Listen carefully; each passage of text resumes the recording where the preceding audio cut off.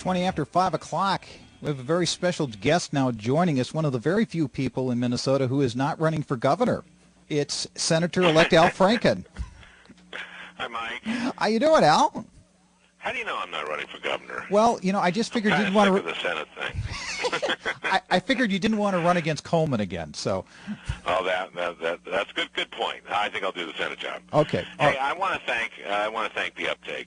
I want to thank you and the UpTake for what you did during the recount and the contest, and for showing for making it so transparent what the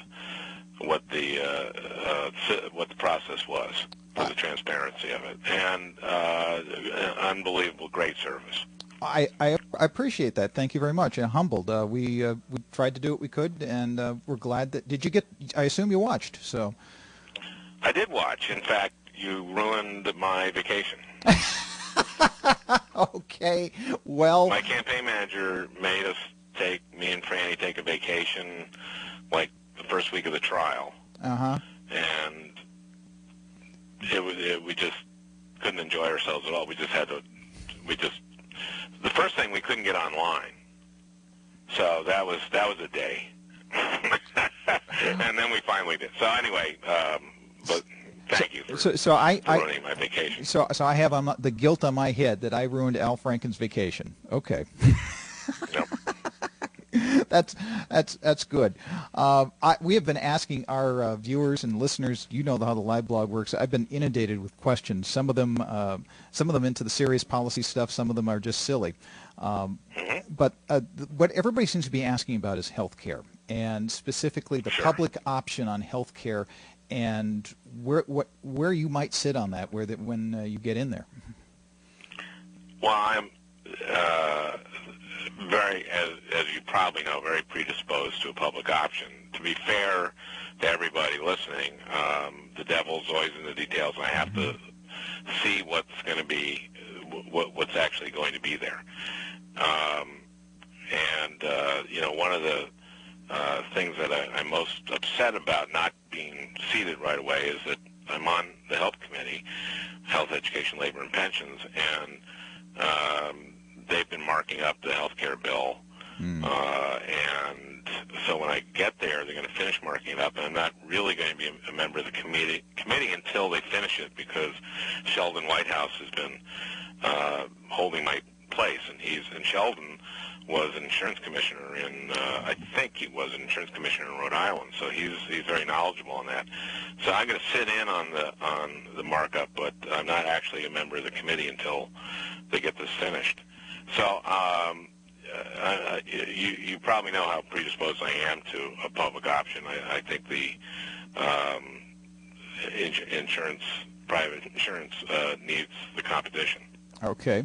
Well, here's one of the sillier questions, but I'm going to ask it anyhow. Where were you more? I'm pulling it up. When were you more pleased? When Norm Coleman conceded, or when Marty Seifert said he would campaign against a potential run by Norm Coleman for governor on the slogan, but he lost to Al Franken? I think I wasn't aware of that second thing. Okay, well. So I'd have to, and so this is the first I've heard of it, and I was much more pleased when Norm conceded. I can imagine so. A very gracious call, and it was a very nice ending to a pretty bruising campaign, but it was a very gracious call. And we've heard you explain that, and it's I sincerely believe you on that one. Okay, here's another one. Rush Limbaugh has been comparing Minnesota's elections to the Iran elections. Any reaction to that? Well, that's one of the great things about being able to run for public office, and now holding it, is that you don't have to really listen to Rush Limbaugh.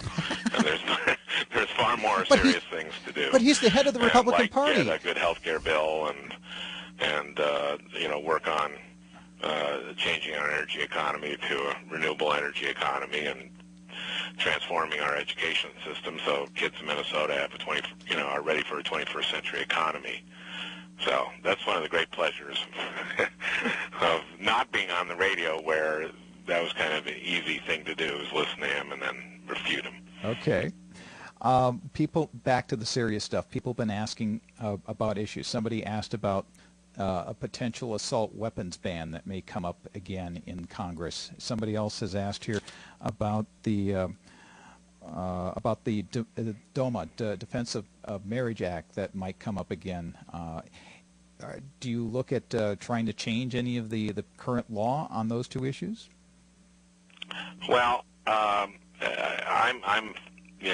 pro same gender marriage, and I started the campaign saying that, and I remember, I think when I said it and it was first on a debate on Almanac or something, one of the usual suspect political scientists in the state was asked, or said that Al Franken had just fatally wounded himself by coming out for gay marriage, and it just never became an issue. And I think we're beyond that. So I think DOMA will be history soon. And it's just young. I remember George Will saying on This Week with George Stephanopoulos, he said to people my daughter's age, he was talking about his daughter, but his daughter is my daughter's age too, think that being gay is about as interesting as being left-handed. And I actually think it's more interesting. But I mean, his point was a good point, which is that this is just gone by the wayside.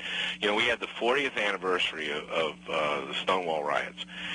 It was also the 42nd anniversary this month of Loving versus Virginia, which made laws against interracial marriage illegal.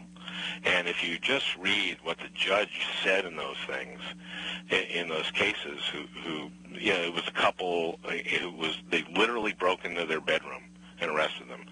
And the stuff that was said 42 years ago about interracial marriage, you just can't believe it. And 40 years from now, people will not believe it. There was a ban on same-gender marriage. We got just a couple minutes left here, and time is so fleeting. Two questions I had. Do you think if Norm Coleman runs for governor, which is a possibility, and if he did, he'd probably be one of the leading candidates, what advice would you have for the DFL candidate that would be running against him?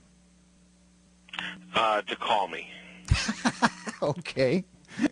That's simple enough. And then the swearing in and all of what's happening next week. Do you know what the logistics, the schedule, all that's going to be yet? What I'm hearing is it's going to be on Tuesday, and that it is going to be that Vice President Biden has been confirmed, which I'm very happy with, and